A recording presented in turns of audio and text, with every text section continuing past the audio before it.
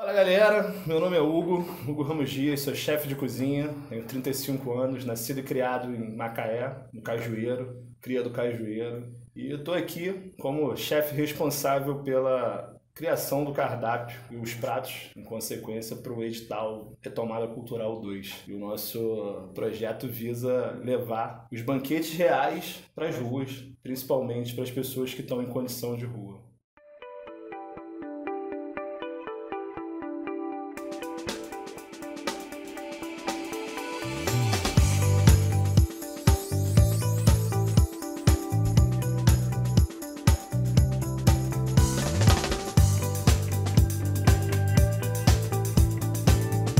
Por conta do bicentenário, a gente se inspirou nos cardápios reais que eram servidos, nos costumes que eram tidos na época, na alimentação de Dom Pedro, de Dom João, da família real em geral, dos banquetes que eram servidos naquela época. E aí fizemos alguns pratos, são 7 pratos variados, e com ele temos 2 receitas. Então a gente pegou os pratos e os costumes da época, os banquetes que eram servidos durante os palácios e recepções. E aí o nosso principal interesse com esse projeto e com esse edital é trazer os banquetes reais, os pratos que eram servidos na época, os costumes, pratos criados na época, para hoje, para os dias de hoje e principalmente para pessoas em situação de rua. Então isso é o nosso projeto do Palácio para as Ruas.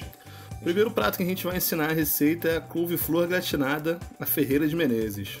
Ferreira de Menezes foi um dos pioneiros na causa abolicionista, escritor, advogado, fundador influente da Folha Gazeta da Tarde, em 1880. Em um dos cardápios do livro Os Banquetes do Imperador, consta tal receita, e com a referência mencionada. Então, nosso camarada era importante. Couve-flor gratinada à Ferreira de Menezes. Uma couve-flor grande, limpa, 2 colheres de chá de sal, 2 colheres de sopa de manteiga, uma xicrinha da Maria Antonieta de farinha de trigo, 500 ml de leite, uma caixinha de creme de leite, 2 colheres de mussarela ralada. Modo de preparo: separe a couve-flor em buquês, lave bem e cozinhe em água fervente com uma colher de chá de sal e seus temperos preferidos. Aqui no caso eu coloquei cebola e salsa desidratada, alho, um pouquinho de páprica, por cerca de 10 minutos, ou até ela ficar macia. Você vai escorrer, vai passar por um refratário, onde caiba a sua couve-flor bem acomodada. Em uma panela separada, você vai derreter a manteiga,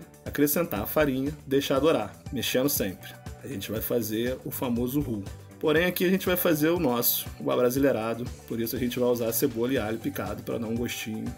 Tem mais a ver com a nossa cara. Assim que essa farinha der uma cozinhada, você vai acrescentar o leite e mexer até que engrosse e espesse esse seu caldo, esse seu molho branco. A partir daí, você vai acrescentar o seu creme de leite, junto com ele dá mais uma mexida, uma pequena apurada. Cuidado para não deixar ferver demais e talhar o seu creme de leite. E a partir disso, vai espalhar sobre a couve-flor já no refratário onde ela estiver acomodada. Após isso, só ralar mussarela ao seu gosto, quanto achar necessário. Partiu para o forno, cozinhar durante uns 10 minutos, assar ou até gratinar e ficar com aquela crostinha sedutora que a gente conhece.